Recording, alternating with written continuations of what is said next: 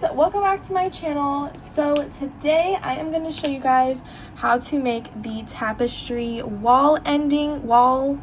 tapestry wall hanging ending on your wall hangings. You can also do this for like normal keychains. It's really up to you, but I think it looks really good on wall hangings. I want to give credit to the person who made this. I don't know if they actually like came up with this. I don't know, but I learned how to do this from the YouTuber Megan Morris. She is so amazing. I'm going to link her channel and her video down below, so definitely go check her out. Show her some love and support. She also has a really amazing Instagram as well, so definitely check her out. But yeah, without further ado, let's go ahead and just get on into the video. Okay, so I have my little wall hanging right here that I'm going to be doing the tapestry end on. Doing the tapestry end really only works with multiples of 4, so you want to try to have your base strings be a multiple of 4. If not, it's all good. We're still going to make it work. This pattern is 38 strings, and then my background string adds an extra one, so we're at 39, so we're only one off from 40, so that totally works out. So, and now I'm going to separate my strings into sections of 4.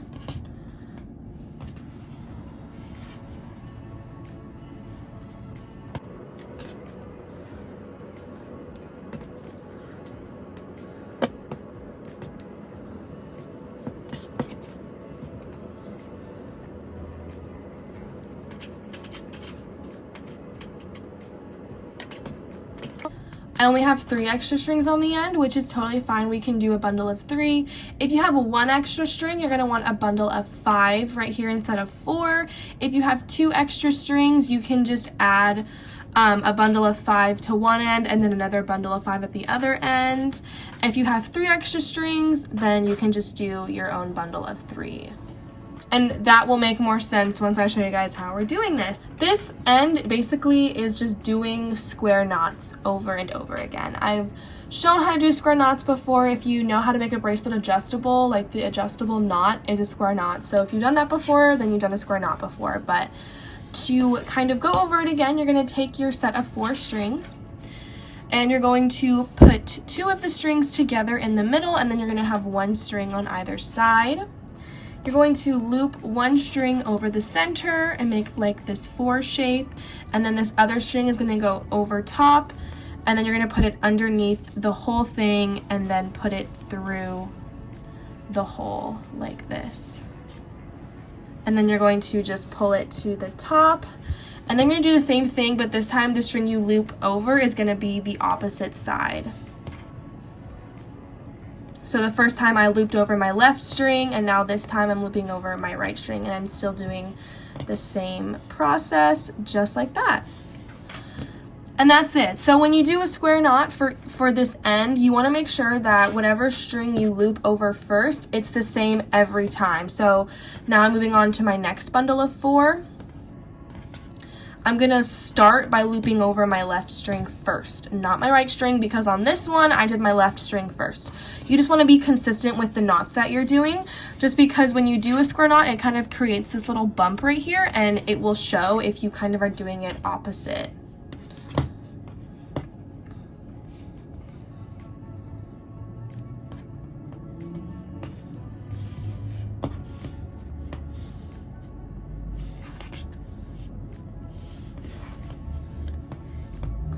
Alright, so I'm going to just move down my little bundles and just keep doing square knots until I reach the end of my row.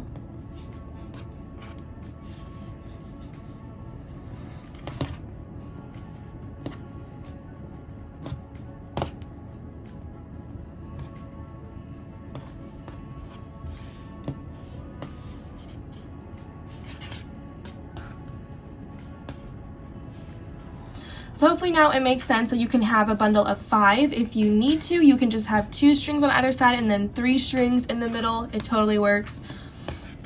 And then the same deal for only 3 strings. You would just have 1 string in the middle and then 2 strings on either side.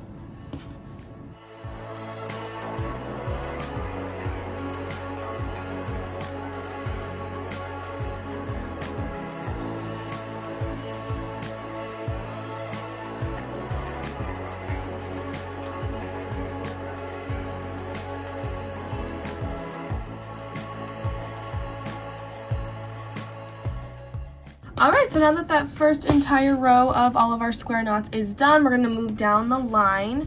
So I'm gonna go back to the start, and basically what you're gonna do is just take out 2 strings, and then now you have 2 right here, and then you're gonna go to your next group and pull out 2 strings.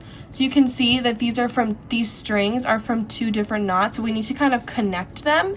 So I'm gonna leave out 2 strings, but I need 4 in order to do the square knot, so I'm gonna have to pull 2 strings from this next knot over. And it's still the same process. Leave the 2 inner strings together, and then just do your square knot with your 2 outer strings like normal. And as you can see,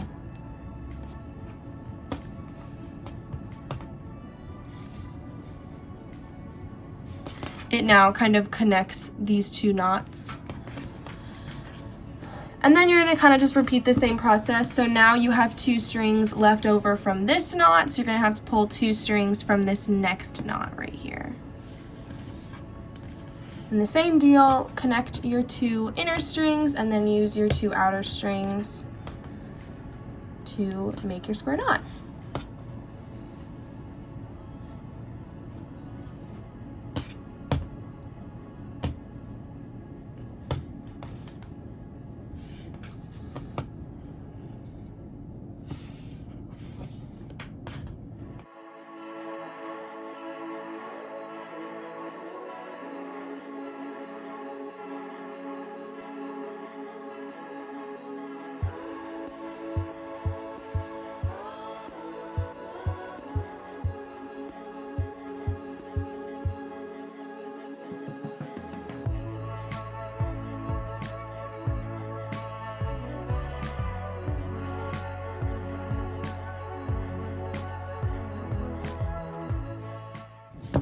All right, so now at this end, remember one of my bundles was actually only 3 strings right here. So this should have been 4, but I only have 3.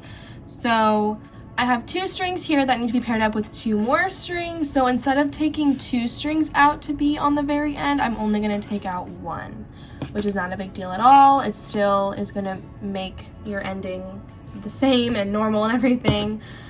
We just kind of have to cut some corners since we don't have exactly an even number that's divisible by 4 to, yeah, I don't even know.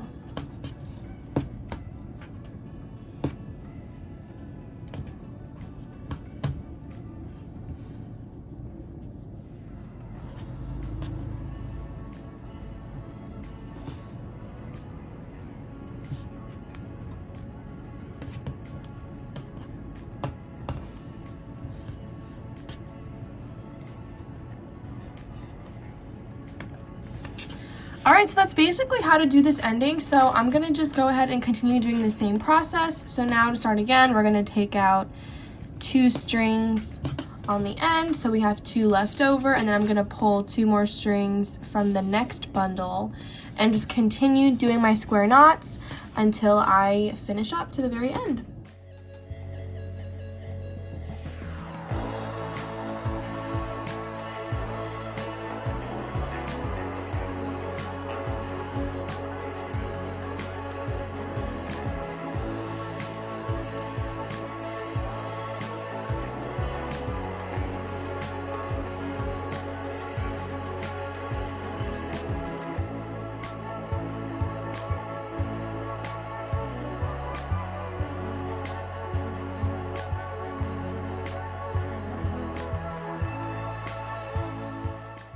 Alrighty, so my little end is all done. This is what it looks like right here. It's this really cool kind of like crocheted look. I really think it's super cool.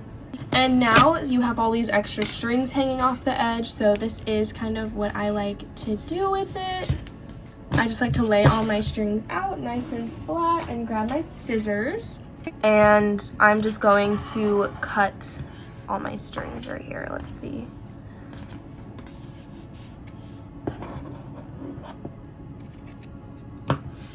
Bam, just like that at like an angle. And then we're gonna try to do it symmetrical on the other side. Just just like so, and it's kind of at a little bit of an angle. And then I usually like to go in like with a pin or like my nail and just kind of like fray these strings, because embroidery floss is like a bunch of like really smaller threads kind of twisted together, and you can easily kind of pull them apart so they're a little bit more frayed. You can also use a pin here to kind of just go through and like pull apart the threads. It's a little tedious, but it's honestly so worth it. It looks way better when you kind of like fray the strings. It looks more boho, like macrame type deal. And there we are. That is how you do the tapestry end on your wall hangings. Ta-da!